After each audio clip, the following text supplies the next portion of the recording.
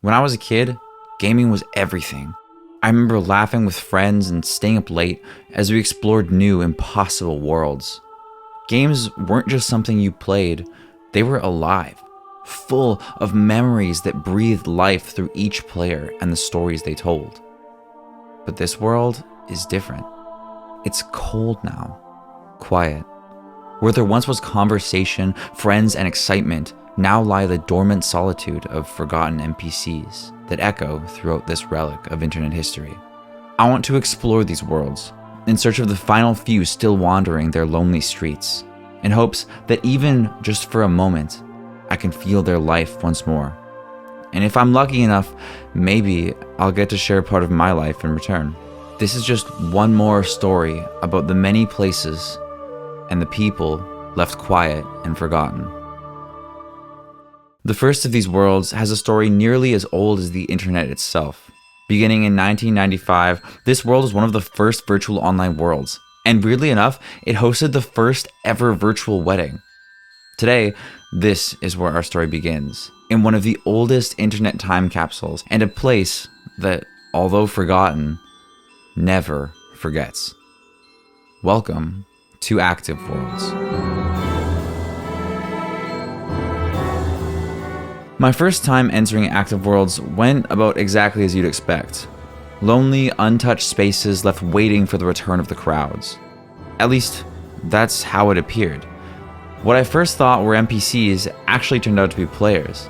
I'm not totally sure what they were doing, but every time I returned to Active Worlds over the next couple of days, these same players were always at the entrance, as if waiting to welcome me in. The first thing I wanted to do was explore the oldest parts of Active Worlds to see what was still there. I quickly made an important discovery. In some of the player-built worlds, it's actually possible to click on the buildings and see when they were placed, which led me to find some incredibly old structures. I mean, at least with respect to the internet. Some of these structures were built in 1996, almost 3 decades ago, just a year after the game's official release. Exploring Active Worlds is a wickedly unique experience, because it felt like nothing truly was as it seemed. Take this city, for example. A giant metropolis ravaged by an interstellar war and left desolate alongside the plague of progress. I mean, it's kind of ironic, don't you think? But looking closer, you'd find so much more than the city itself. There's years of history documented here, and a memorial to what I can only assume is for a lost friend. This city isn't a graveyard though. It's a journal, written by hundreds, if not thousands, of the people who once populated these streets. But as I was exploring, something strange happened. And just like everything else in this game, at first I didn't know if it was a glitch, an NPC, or actually a person. But then after a minute, they spoke. Day 9 was a new player, just like me, exploring the internet ruins, hoping to find what was left. He told me he saw something interesting in one of the worlds, Aresia, and invited me to meet him there. But I was definitely not ready for what we were about to find.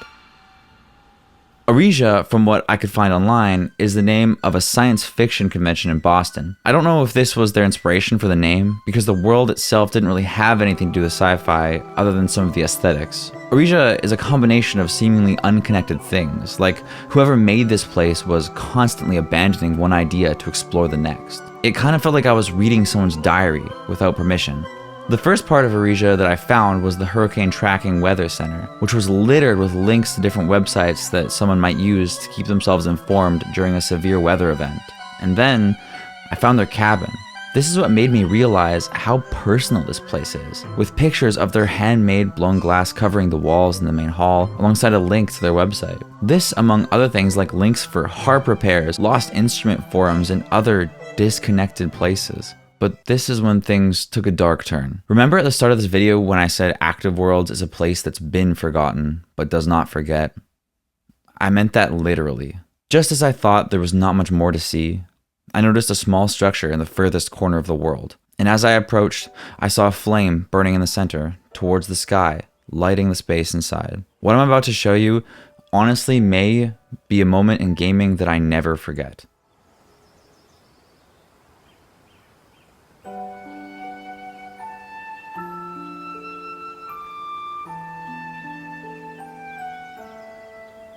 Playing Active Worlds is an esoteric experience unlike anything gaming has ever given me before. Their community, although small, is still incredibly active and welcoming to newcomers. Every person that I've interacted with that's a regular player, or as they call them, citizens of Active Worlds, has been incredibly kind. But unfortunately, my time here has to come to an end. I still wanted to achieve my goal of finding someone to share a song with and reignite that childhood passion. And sadly, the voice chat in Active Worlds is turned off in a lot of places. So, at least for now, it was time to leave. I spent the next couple of days trying to find another game that both had voice chat and a similar vibe, and I discovered a lot of really cool communities that are working hard to revive long-forgotten games. One was for a game called Sub Rosa. Sub Rosa is one of those games that released before its time. Now, picture this: a social deduction game about lying to your friends to manipulate them, steal from them, and sometimes having to fight them. Sound familiar? I ended up uncovering a small community on Discord dedicated to playing Sub Rosa and keeping this game alive.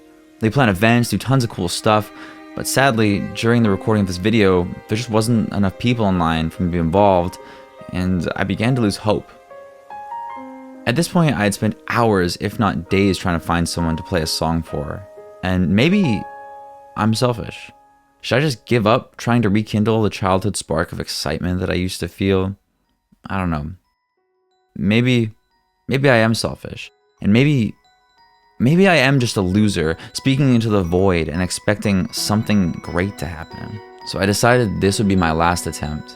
If I couldn't find that feeling that I used to get hanging out in my best friend's basement back when life was full and the sun felt warm on our skin, if I couldn't find that, then I guess I'd just write this week off as another failure in the long list of mistakes that make up my life. Welcome to the final game. The loneliest game, a game about survival all by yourself in a world that wants nothing more than to see you fail. Welcome to Nomad. After downloading the game, I immediately started up looking for servers. I wasn't even recording to begin with because if there wasn't anyone on, I was just going to give up and go to bed. But there was someone on.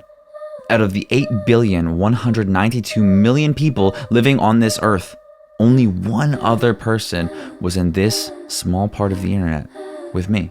I reached out, hoping that they'd reply.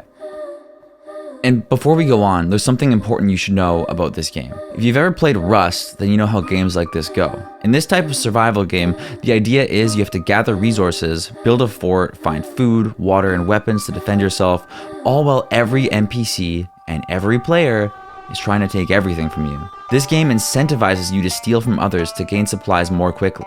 And knowing that, I knew this interaction had a very high risk of not going so well. But they replied anyway. And as I was exploring this new world that I found myself in, with such a giant map, I saw something that I honestly didn't expect to find so quickly. I saw a person.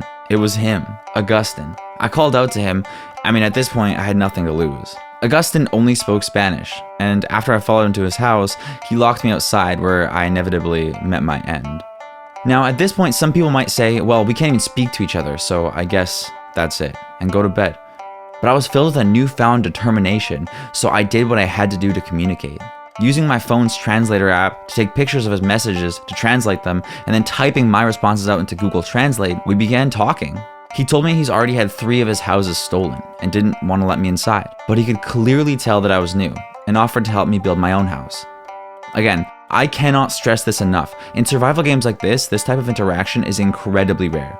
These games reward you for ruining other players' experiences, but Augustin didn't seem to care about that. He taught me how to gather resources, showed me how to build a shelter, and we ended up spending about 30 minutes building my home together. At the end of that 30 minutes, I asked him if I could thank him by singing him a song. Augustin was once again sweet enough to humor me, and the song I decided to play him was Everything Goes On by Porter Robinson, a song about remembering. But more importantly, a song about loving even after what we love is gone. And weirdly enough, I felt really nervous. I think you'll probably be able to tell in my voice by the mistakes that I make. I was excited. Finally, I think I found it. That childlike spark that breathed color into every part of living. Don't try to make yourself remember.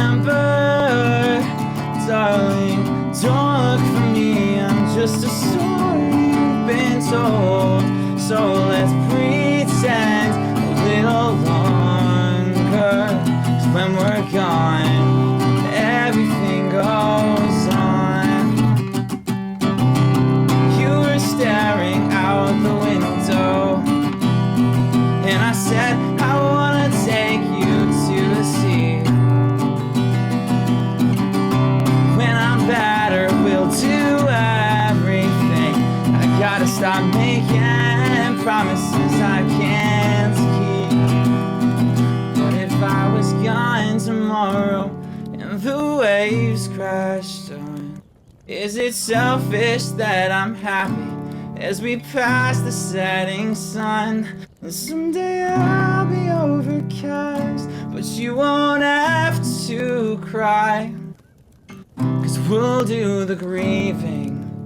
Well, I'm by your side. I said, don't try to make yourself remember. Darling, don't look for me. I'm just a story you've been told. So let's pretend a little longer. 'Cause when we're gone, everything goes on. And after everything I'd seen, every place, community, and memory, I think this moment with Augustine is the most memorable to me. Overcoming all the odds in a game that brings out the worst in people, all while not even being able to communicate properly, Augustine still found the time to be kind. Maybe